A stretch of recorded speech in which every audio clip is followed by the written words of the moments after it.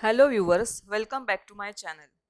In today's video, we will learn about how to solve the LPP using Big M method. In that, type is maximization and the type of the solution is infeasible solution. Okay, now we will see what is infeasible solution. So infeasible solution means there is a no solution value that will satisfy all the constraints simultaneously. Okay, so let us start with the problem. Stay tuned till the end. So question is maximize z is equal to 3x1 plus 2x2, which is our objective function. Then 2x1 plus x2 is less than equal to 2 and 3x1 plus 4x2 is greater than equal to 12.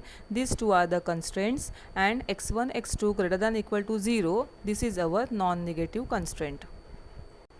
To start with the solution, first we have to convert the canonical form of the constraint into standard form. But before that, I would like to suggest you to kindly watch the previous videos which were about the rules that we have to apply to solve the LPP by using method Big M, and also one of the solved sum.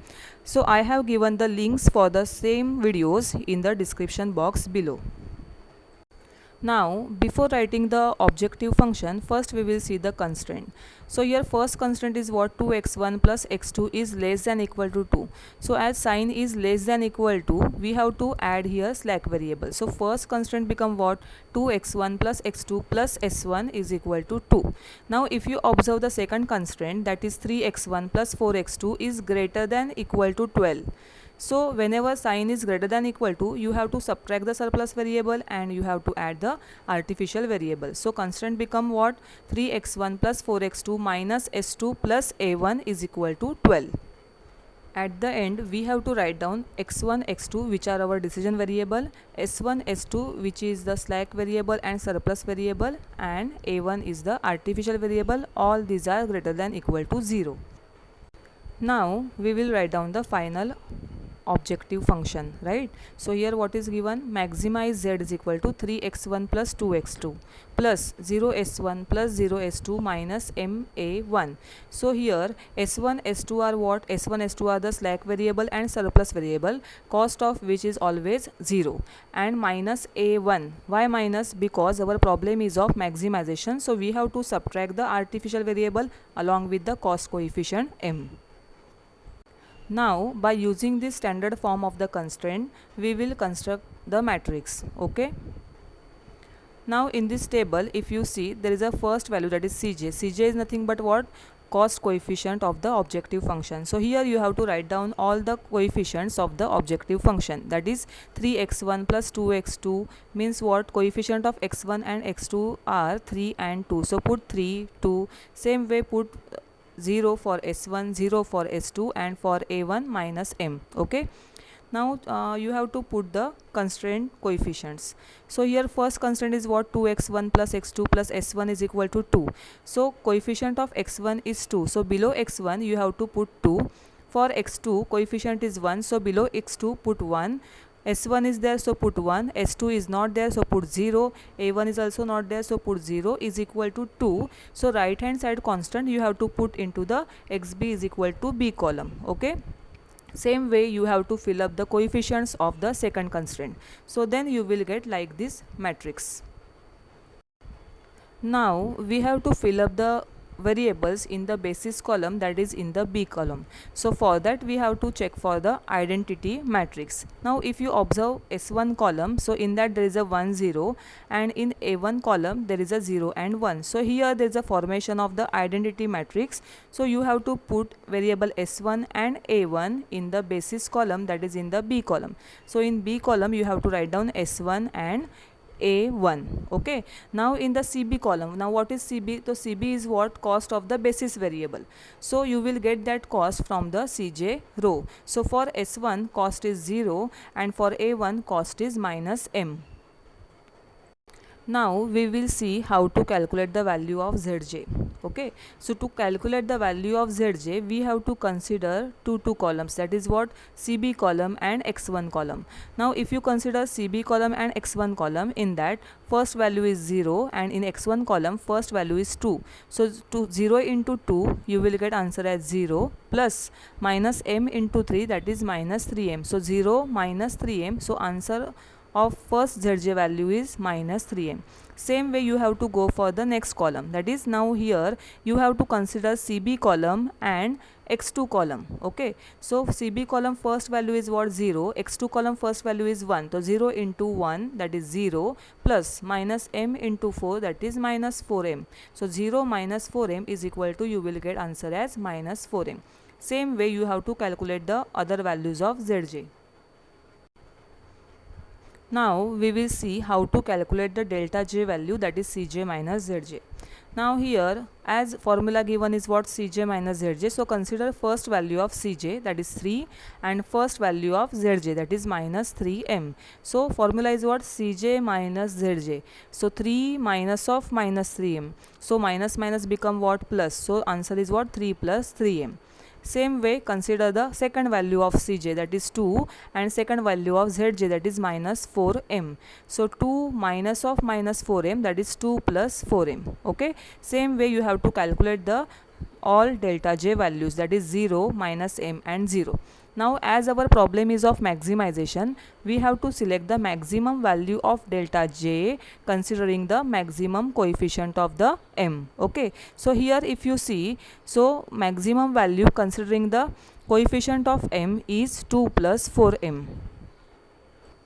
As we have selected, the maximum value of delta J is 2 plus 4m, right? So now we have to consider that column, that is we have to consider X2 column and XB is equal to B column for the calculation of minimum ratio value. Okay, so I have marked those columns. So XB column first value is 2 and X2 column first value is 1. So in minimum ratio we have to find out the minimum value of that.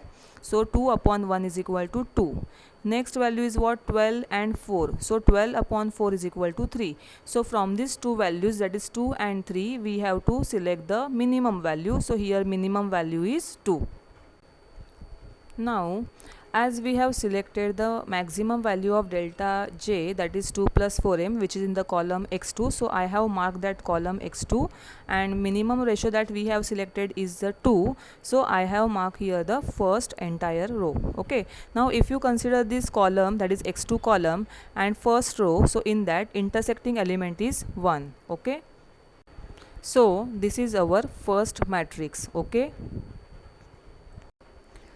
so here in this we have selected 2 plus 4m as a maximum value, so X2 is our entering variable. Okay, as we have selected minimum ratio value is 2, so S1 is the leaving variable. Now in the mark column and mark row, 1 is our intersecting element.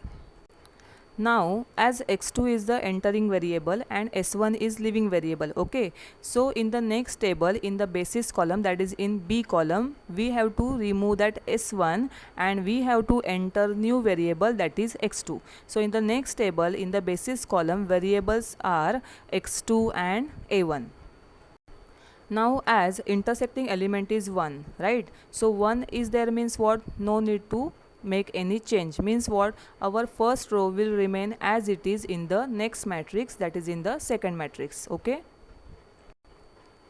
now as I said, okay, in the basis column now we have to put X1 and A1, right? And intersecting element was 1, so we have to write down that first row as it is in the second matrix. Okay, so this is the second matrix. Now in this we have to find out the second row. Now to calculate the second row of the second matrix, we have to use certain formula. Okay, now this is the first row of the second matrix. Okay, and this first row is considered as what? New row. Now we have to calculate the second row of second matrix. For that we have to use the following formula. So here formula is what? Second row of the first matrix minus new row into coefficient. Okay, so here first you have to write down the second row of the first matrix vertically, that is 12, 3, 4, 0, minus 1 and 1. then minus sign, and new row which we have written in the previous matrix, that is 2 2 1 1 0 0, into coefficient means what? Okay, now here we are going to calculate the second row of the second matrix. Okay, so for that we are going to make use of the second row of the first matrix. So now in the second row, in the mark column, value is 4, so here coefficient value is 4, right? Now here first you have to solve, that is new row into coefficient part, that is 2 into 4, that is 8, and then you have to write down 12 minus 8 is equal to 4. Same way you have to calculate the other values of the second row. So other values will be minus 5, 0, minus 4, minus 1 and 1. So now in the matrix I have added the second row and values for which we have calculated above. Okay, so this is the second row of the second matrix. Now we have to calculate the values of Zj and delta j. Okay, as I mentioned previously how to calculate the value of Zj and delta j, same way here you have to calculate all the values of Zj and delta j. So after calculation you will get the Zj values are 4 plus 5m, 2, 2 plus 4m, m and minus m. For delta j values are minus 1, minus 5m, then 0, then minus 2, minus 4m, then minus m and 0. Now since our problem is of maximization, we must select the maximum value of Cj minus Zj considering the m coefficient. But here coefficients of m in each Cj minus Zj are negative and artificial variable appears in the basis, right? That is, in the basis column there is an artificial variable a1. Hence the given LPP has infeasible solution. Okay, thank you for watching my video. Okay, now guys, if you are watching this video for the first time, my request is that you please hit the subscribe button and also hit the bell icon, so that whenever I will release a new video you will receive an update.